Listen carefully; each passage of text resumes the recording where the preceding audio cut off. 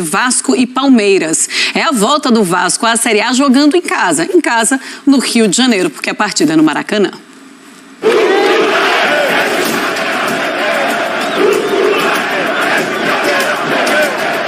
Sai o Caldeirão, entra o maior do mundo. O Vasco comprou uma briga do tamanho do estádio para enfrentar o Palmeiras no Maracanã, travando uma batalha judicial contra Flamengo e Fluminense.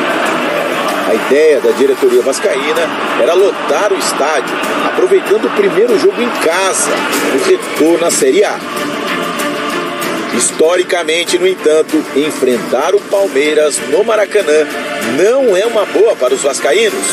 Em 17 confrontos ao longo do tempo, são 10 vitórias alviverde, contra apenas 4 do time cruzmaltino. Além desse retrospecto, é bom lembrar que ano passado, o Palmeiras foi o segundo melhor visitante da história dos pontos corridos. Perdeu apenas um jogo fora de casa, na última rodada contra o Internacional, quando já tinha conquistado o título. Deixando o histórico de lado, a maior vantagem do Vasco nesse confronto contra o Palmeiras certamente estará na arquibancada. Ano passado, o time cruzmaltino mandou 2 jogos no Maracanã pela Série B, contra Sport e Cruzeiro. Mais de 60 mil torcedores compareceram no maior do mundo. Mais uma vez, a expectativa é de recorde de público. Mas para o técnico palmeirense, o maior benefício do adversário não é a torcida, e sim o calendário. O Vasco jogou esta semana? Não tem semana limpa para trabalhar o jogo. É igual, vocês acham que é igual? Sinceramente, acham que é igual? Ter uma equipa que está a semana toda a trabalhar em cima de Palmeiras e uma que tem 2 dias para recuperar os jogadores para ir lá jogar, vocês acham que é igual? Acham que é igual, sinceramente. Agora isto obriga a uma superação destes jogadores. Os jogadores têm sido autênticos guerreiros. A gente já sabe que é o Palmeiras domingo, mas a gente tem que saber também da grandeza do Vasco. O Vasco é um clube muito grande, a gente tem uma equipe muito qualificada e a gente está preparado para enfrentar qualquer adversário nesse brasileiro. Em comum, a ausência dos 2 técnicos, Barbieri e Abel. Ambos foram expulsos por reclamação na primeira rodada. Mas na questão calendário, o confronto realmente está desigual. Em abril, o Vasco só entrou em campo uma vez, na estreia do Brasileirão, enquanto o Palmeiras já fez 6 jogos por 4 competições diferentes. Demais para manter o padrão de qualidade do time, até para o treinador mais badalado do mundo. Até o Guardiola foge daqui do Brasil, nem o Guardiola quer vir para o Brasil, até para os aí não vou. Não é? Que venha para cá, que venha para aqui, competir. Só um pode ganhar, só um. E as pessoas ainda não entenderam isso.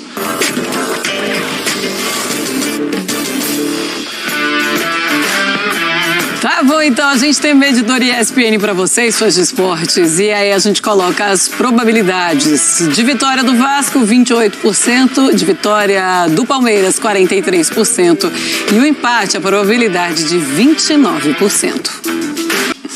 Tá certo, então. Vamos voltar a falar de Vasco e Palmeiras. A gente volta a conversar com o Antero Greco sobre isso. O Anterito, ele fala do Pep Guardiola. Agora o Pep Guardiola aguenta também um calendário pesado, principalmente quando ele tá com o City jogando uma Champions League, por exemplo, e as outras equipes não. E aí ele tem de jogar Premier League e é a mesma coisa que acontece. Ou seja, se você vai passando e se você vai se classificando para competições importantes, você vai acabar jogando mais do que alguns adversários. É assim, não que o calendário brasileiro seja bom, não é, mas acontece em qualquer canto do mundo. E o City, se depender dele, quando se igualar nas partidas que o Arsenal já disputou, pode passar a liderança do campeonato inglês. Pode. Olha, é o seguinte, primeiro, eu parto, claro, do princípio óbvio, que jogador não é máquina. Jogador sente, jogador se machuca quando há excesso de jogos. Por isso também, time grande, time forte, time bem estruturado, trata de ter um elenco diversificado e de qualidade para fazer frente ao calendário. E é o que o Palmeiras tem feito com maestria nos últimos anos, o Flamengo também, o Atlético num determinado período, e não é por acaso que conquistaram títulos, enquanto outros ficaram pelo meio do caminho.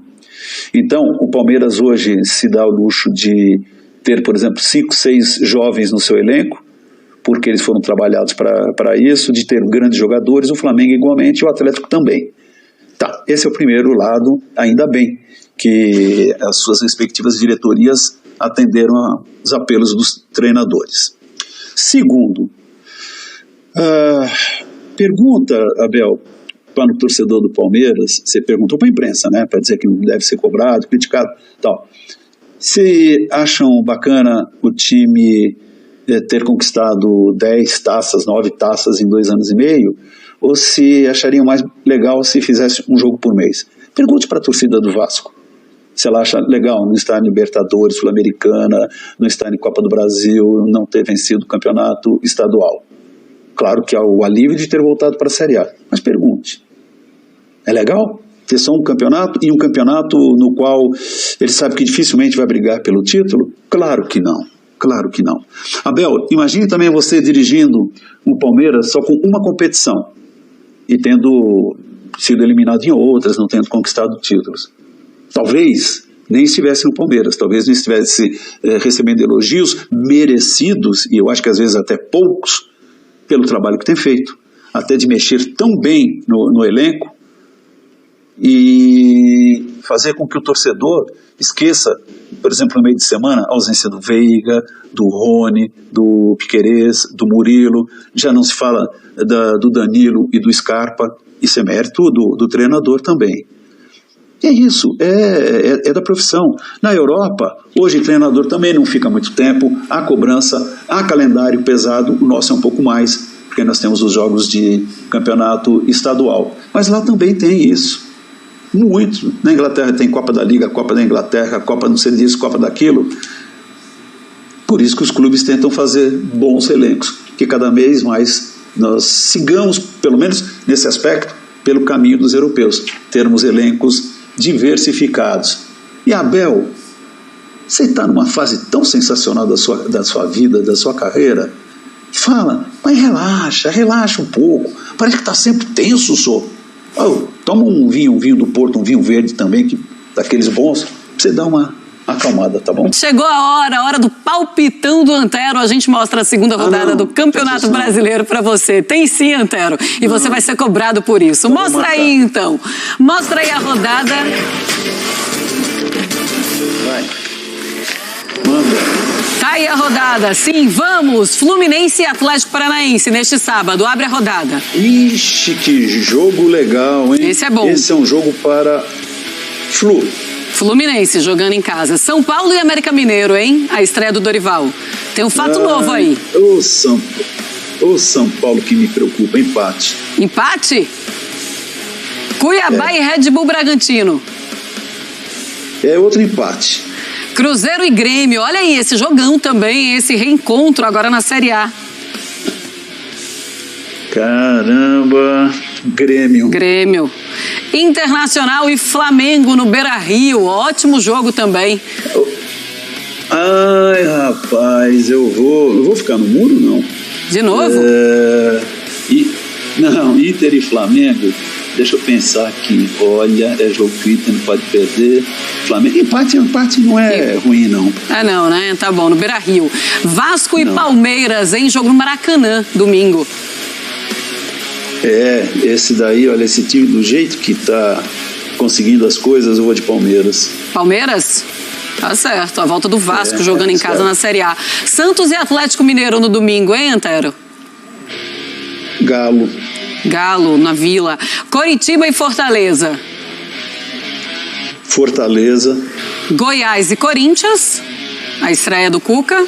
Esse aqui, do Cuca, né? Esse aqui eu vou de empate. E Bahia e Botafogo, joga na segunda-feira. Bahia da segunda? Puxa vida, também esse. Tá bom, vai. Eu vou de Bahia. Tá bom. Quantos empates eu pus aqui? Uns 4 empates. Tá anotado. Vamos seguir o Sport Center.